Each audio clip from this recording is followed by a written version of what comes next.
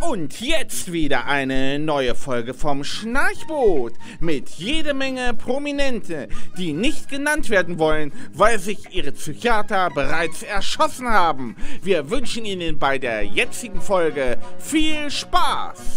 Heute die Computerspiele. Hallo Hank, hast du schon gehört, dass der Captain jetzt ein neues Handy hat? Er hat es mir schon ganz stolz gezeigt. Das läuft nicht einmal auf Batterie. Das läuft mit RAM. Er hat es mir vorhin auch gezeigt. Ich konnte mir das Lachen nicht verkneifen. Das Display hat die Größe einer Murmel. Das ist wieder typisch Chef. Großer Flash, kleines Loch, aber ein Handy aus dem Ups-Heft kaufen. Guck mal, da kommt er ja. Hallo Leute, wie findet ihr mein neues Handy? Naja, eine Tüte gefällt mir besser. Willst du eine? Klappe, du Vertikulierhirn. Übrigens, mein Handy hat eine ganz tolle Funktion.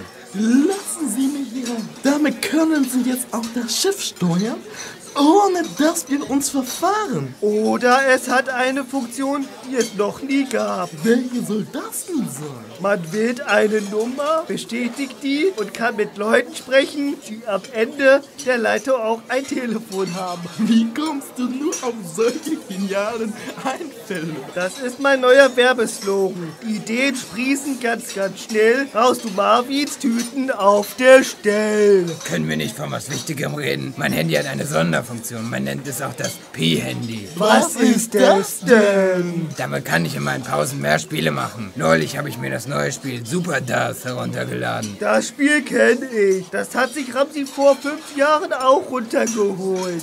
Runtergeholt? Oh, nee. Downgeloadet, euer Gnaden. Na, da ist es was an. Jedenfalls kann ich virtuell die Welt vernichten. Wenn mich einer von euch Schnackenschicksen mich nervt, reagiere ich mich mit dem Spiel ab. Aber im Augenblick nervst du doch uns. Schaut mal, Konoko. Jetzt kannst du ihn nehmen. Hallo Leute. Ich muss spielen. Was ist denn mit dem los? Er muss mit seinem Handy Pi spielen, um dich zu vergessen. Ich glaube nicht, dass er so einen hübschen, intelligenten wie mich vergessen kann. Du und intelligent. Da fällt mir gleich die Pizza aus der Tür. Wenn er dich nicht vergessen kann, kann er auch nur noch eins tun. Und was soll das sein? Er kann ins Wasser gehen. Aber dann wird sein Pi-Handy nass und er kann nicht mehr spielen. Auch wieder wahr.